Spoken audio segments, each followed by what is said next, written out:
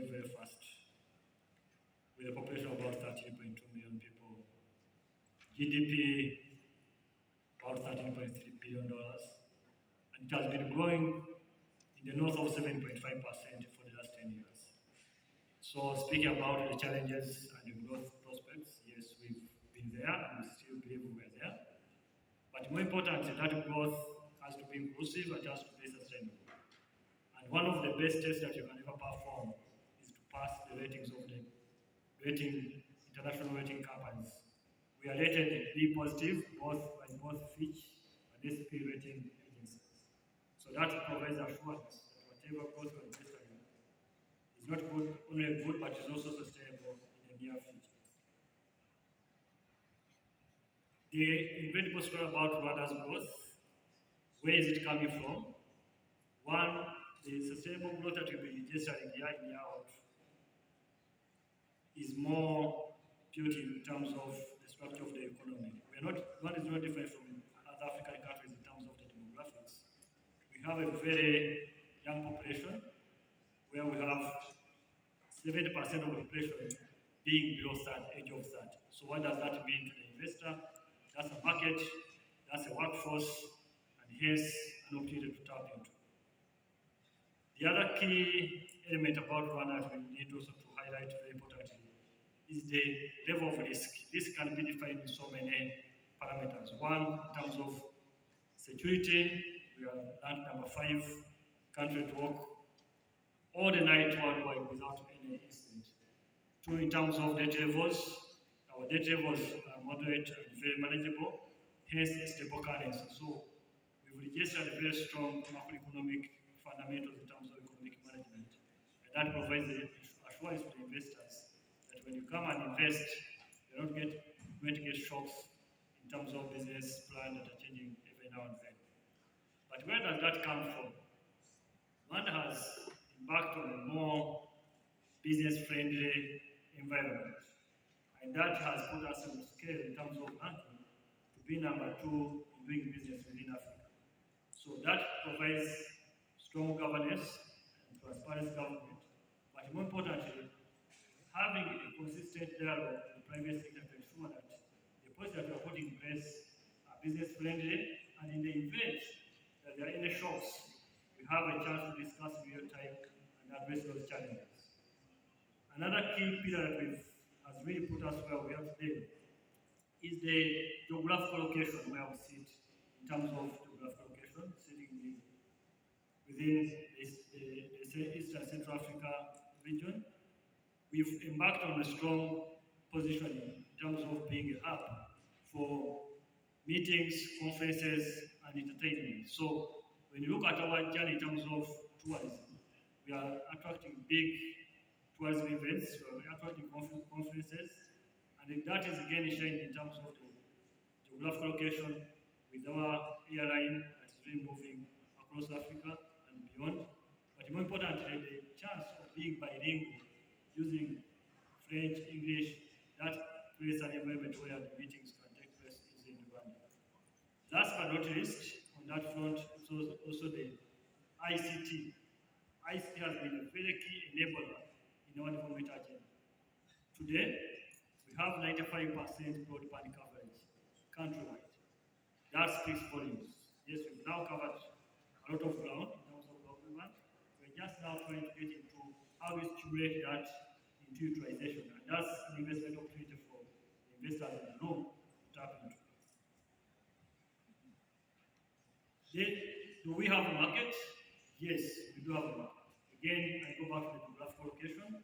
We sit in terms of neighbors, we have Uganda, we have Burundi, we have Tanzania, we have DRC, and also within our population. So when you look at the geographical location and you map it into the economic region of those where we belong into, one being COMESA, another being East African Community, and now more importantly, recently joining the SCFTA on the continent, that creates a bigger market of a minimum of at least 80 million people. So the market is available and is still growing, as I mentioned about the demographic dividend that we have. Where do we sit in terms of the global trends? Rwanda has joined the global trends in terms of green action agenda. We are trying to see what is to do, what we can do to build a green economy. And one of the targets that we've given ourselves is to reduce the emissions by 30% by 2030. And how do we do that? One is the reforms that we are putting in place.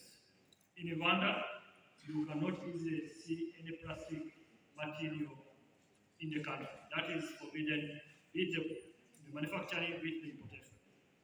Two is we've embarked on Rwanda green growth strategy. We've revised our strategy to ensure that whatever we do is green, and it is enshrined in institutional setup within an institution called for that really takes us to that level. But more importantly, we've been lucky that we leverage into all the international green protocols. One of them being the 2016 Montreal Protocol that was signed. So we are trying to do everything by this international standards to ensure that we don't miss the opportunity. Number two is the renewable energy cause, which has been discussed extensively in this conference. We are trying to see if we can get the energy mix to about 60% to be renewable by 2050. That's quite ambitious, and we think we have the what it takes to get in that space. Another key aspect that we have is e-mobility. E-mobility is a low-hanging fruit across Africa. So we're trying to see how can we get and encourage electric mobility, the vehicles, the buses. So the government is giving incentives to ensure that everything that is being done in Rwanda meets the green boxes ticked all the time. Number three is the sustainable agriculture, which has also been discussed extensively here. We are trying to see if we can get into efficient use of land, we are 100% by 2050 from 94.1% in 2020, and also trying to see if we can get into modern sustainable agriculture by irrigation, but more importantly, renewable water resource per capita to reach at least 1.7 kilometer cubic meters. So all these are initiatives that we are trying to work on, but how are we getting there? We are doing it with private sector. One of the key projects that I can mention is a project we are working on in a PPP setup with a company called Interfin from the Israel, where we are working on a 15,000 hectare land that we are cultivating, with the first phase now being completion phase of about 5,600. So we are not doing this alone as a government, we are doing this with the private sector, and there is room for the private sector to gain the room to come and join the course. In terms of opportunities, investment opportunities, I just mentioned a few of them. In the renewable energy space, we've given ourselves, today we are covering about 65% access to electricity. We think we should be getting to 100%. And that has a big goal for the private sector. One, access and distribution, but more important also to start reducing the loss of power. Today, the loss has been about 19%, and our objective is to get it to 6%. So that calls also for people in the room to come and see how they can act in that area. Clean cooking, we are all faced with huge biomass, so we think that clean cooking is also a big option for the private sector. And that, for it to do that, we're also creating a renewable energy fund worth about $50 million that we are still trying to see how we can catalyze and attract more private capital into that space. In terms of the city, we are trying to embark on a green city. We have 600 hectares of land earmarked for green city. To start with, 16 hectares have been started, the project is in progress, and we are talking about 100 million. And this is in partnership with the KfW of German, the private sector, and also the government. So you can see all the actors actually have a role in greening the city of Kigali. And hence, the other part of land that we have taken, we call upon the room to join. Number two, what are the other investment vehicles? We've created what we call Irene Investment Fund. It is a fund that is about $300 million with the support of World Bank, IMF, European Investment Bank. They've all joined the course to join this fund. And what we are calling for now is a private capital also to come and join to see how can catalyze and scale the investment green fund facilities, which will be speaking to loans, lines of credit, but more importantly, give guarantees to the private actors who are integrating green investments. I did mention about e-mobility. I will not spend much time on this concerning the time constraints.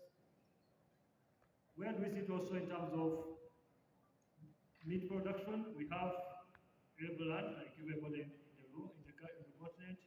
So what we are trying to say, we invest in a meat project, which is a $63 million project. There is still room to scale. We also wish to have a conversation around that to see what are the opportunities that people can join. We also have the Gabiro Hub, which I did mention, the 15,600 hectares of land that we are embarking on with